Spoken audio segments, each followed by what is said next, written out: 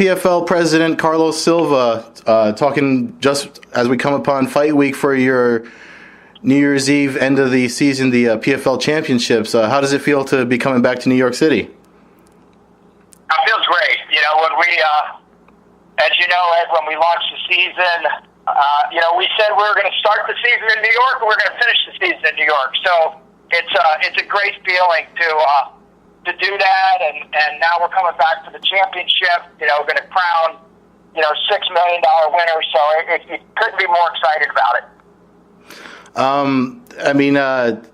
You did say that. Actually, I forgot that you said that at the first show, and your Hulu Theater, Madison Square Garden, and I remember you did say that at the end of the first season. But it seemed like there was, before the season launched, there was like people were concerned, there was criticism, and then around the second, third, or fourth event, obviously you guys picked up a really cool reputation of the high finish rates, and you got a lot of fighters interested in it, and then you picked up some investors. So it's got to feel good to have this level of success at closing out the first season.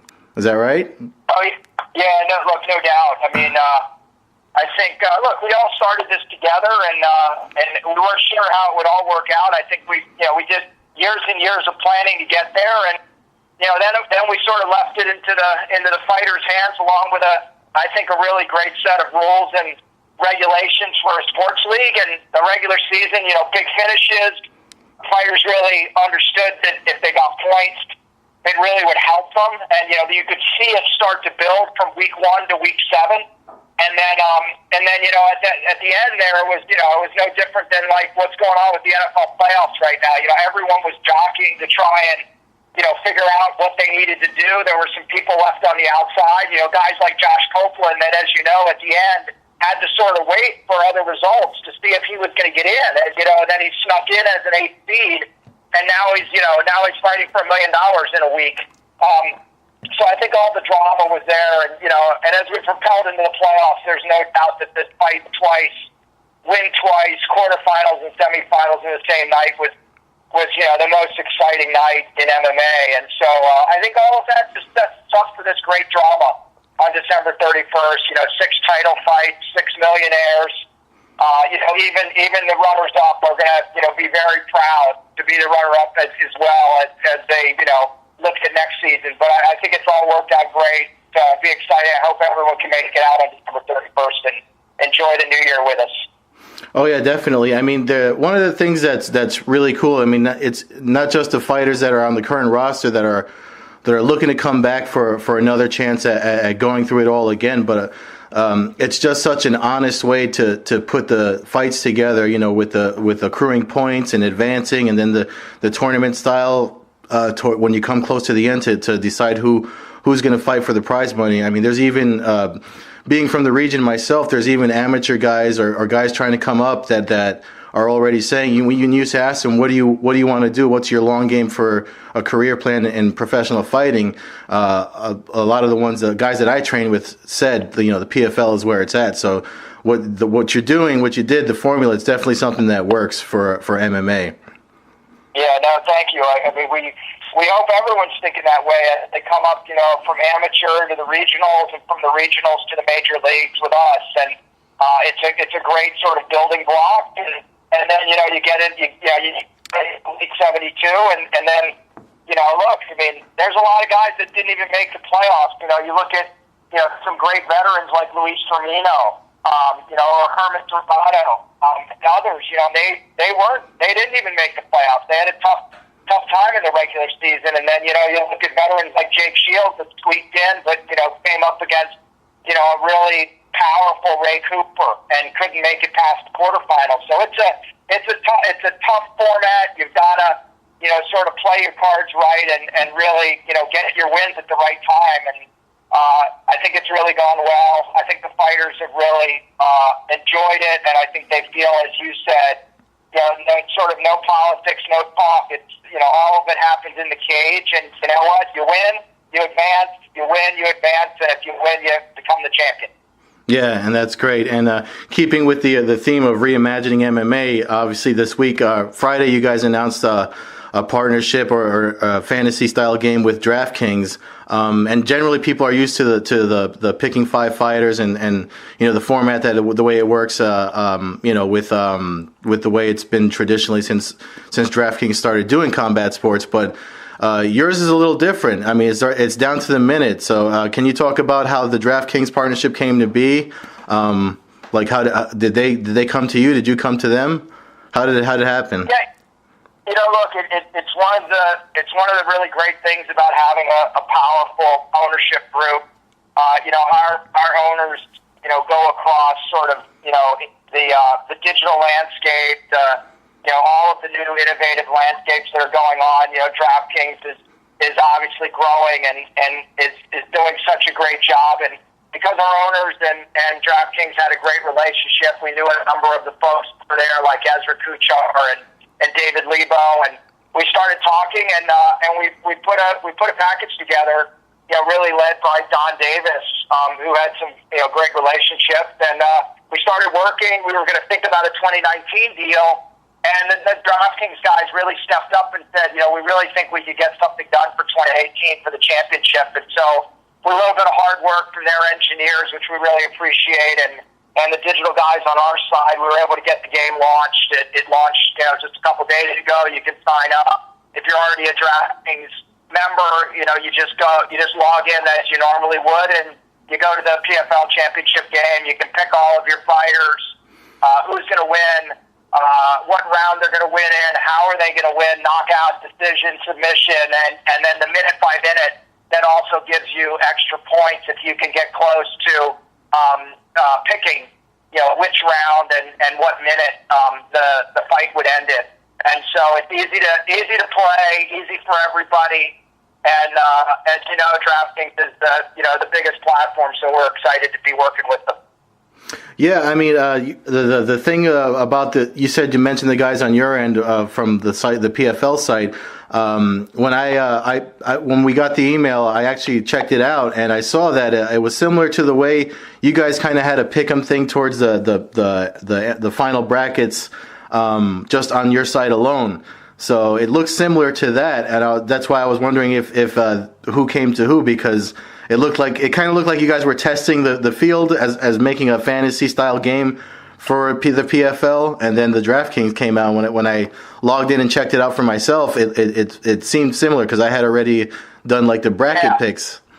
So absolutely, we were able to test the waters a little bit on just with PFLMMA.com, and then as we were talking with the DraftKings guys, obviously DraftKings has all their great experience, but we had a little bit of experience too, so we sort of met in the middle, and I think that helped us to get the game done quicker.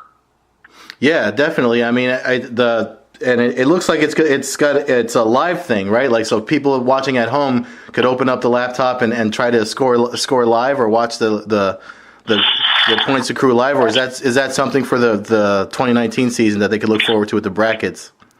Yeah, absolutely. You can wait till last minute, but you've obviously got to get your pick in before the live fight starts. Yeah.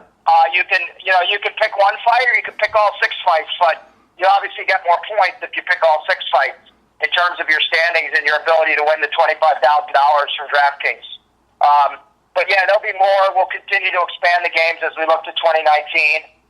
It's fun and it's engaging for the fans for sure. Absolutely, and you guys have been doing a good job engaging with fans. I mean, you do the stuff. You have the Facebook Watch, and I actually downloaded the thing you did with Hang Time, where people could do trivia in between rounds. That was fun for the 2018 season. Yeah, that was a great partnership that we did with Kids Week, and you were able to really interact. There was trivia. There was multiple cameras.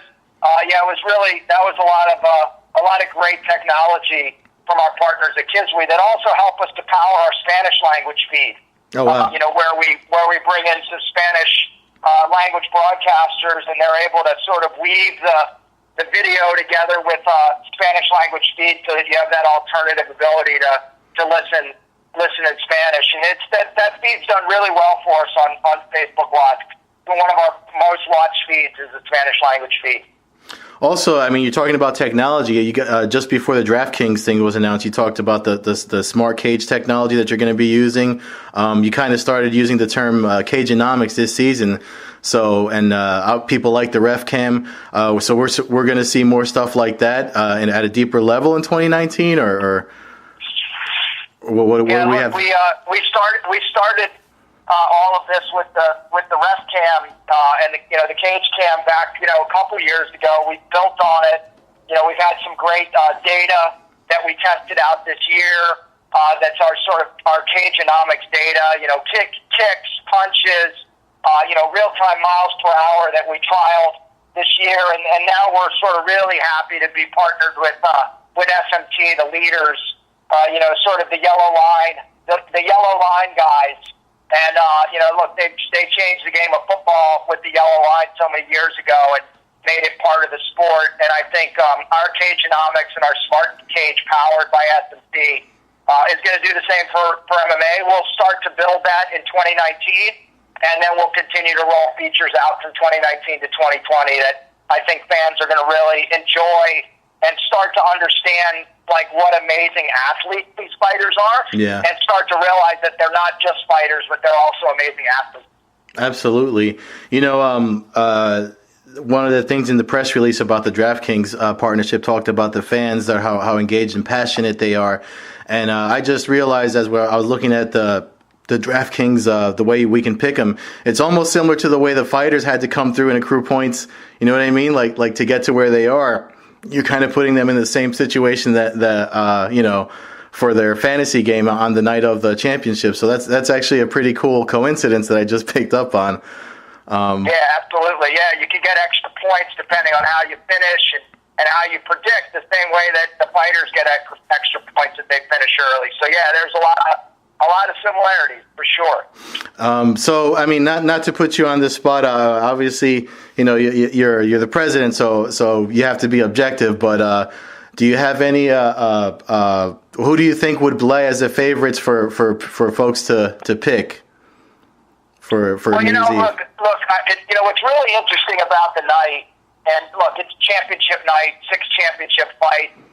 You start looking at all these matchups, and it's like every single fight. It's Lance Palmer against Steven Seiler, Felipe Lins against Josh Copeland, Ray Cooper against, Magomed Karamov. Each of the fights, Vinny Magalhaes against Sean O'Connell. Every single one of these fights are great fights, obviously, because they're championship fights. But, you've got some guys that are in pretty amazing shape and have been very impressive coming through the regular season and the playoffs. And, certainly a couple that stand out are Ray Cooper, who's been amazingly powerful and amazingly fast. And you've got, a guy like Vinny Magalhaes, who has shown that he's not just a world champion in BKJ for no reason, but he's also going to try and become the world champion here and show everyone that his skills are, not just on the ground, but, just overall. And I think his training and his fitness has been amazing this season. But, it's like any night, Ed, you got to get in the cage, you got to fight. Yeah. And so anything could happen. Sean O'Connell a couple of times, it's really looked like he's been out of it. Josh Copeland, it's looked like a couple of times he's been out of it. Yeah. And guess what? They're both in the final. Yeah. And so I think, look, it's going to be a little tense. None of these guys have fought for $1 million before, so you got to really see how they come out and sort of how they respond under the bright lights of that pressure. So it's going to be an interesting night. 5 rounds of championship fighting, and then look, even if that wasn't enough, we've got a special event in Kayla Harrison against Moriel, and Kayla's going to try and get her last tune-up before she anchors our 155 women's division in 2019. So I think it's going to be just a spectacular championship night of fighting with the PFL. Oh yeah, absolutely. This is not, and I don't know if people will remember, but this is not your first time bringing fights to New York City on New Year's Eve. That was a great night too. Especially if you're a fight fan from this region in the state where the ban had been on the sport for so long. Which you guys were around in 2015 campaigning. I remember that's when I first met you at the MMA World Expo. know, to bring the fights there, to bring the fights to the Garden again on New Year's Eve. I mean, personally, I hope that becomes a tradition, but I know with growth and everything in the future, I mean, it'd be nice for you to expand it elsewhere too. But it's definitely something great to look forward to on New Year's Eve. I hope everybody tunes in on, especially on NBC Sports, just before the ball drops. A lot of people, I mean, around here, if it's too cold to go outside, they stay home and watch TV. So it'd be great either way, whether buy a ticket or they show up. Look, we're excited. We're excited. You know, like you said, we were there in New Year's Eve of 2016. That was an amazing fight with some great champions. You know, Justin Gaethje, Marlon Moraes, David Branch, Jake Shields, John Fitch, Luis Firmino. It was an amazing night of fights. And now, we started our season on June 7th with the PFL, and now we're coming back to crown 6 world champions. And look, the Garden's a great place. We love working with them. And the New York Commission, Kim Sumler and them have been great to work with. So we're excited to finish up and crown our world champions there in the greatest city and in the greatest arena, frankly. Yeah, definitely. So anyway, I appreciate it. I know we're talking on a Sunday before everything the fight week comes to play, but thank you so much for taking the time to talk, Mr. Silva. I really appreciate it. I love everything you're doing over there, and I know a lot of fans do too, so I'm looking forward to New Year's Eve. Thank you so much. Yeah, thank you, Ed. Good talking to you. Have a nice holiday. You too. Merry Christmas. Okay. Take care. Merry Christmas.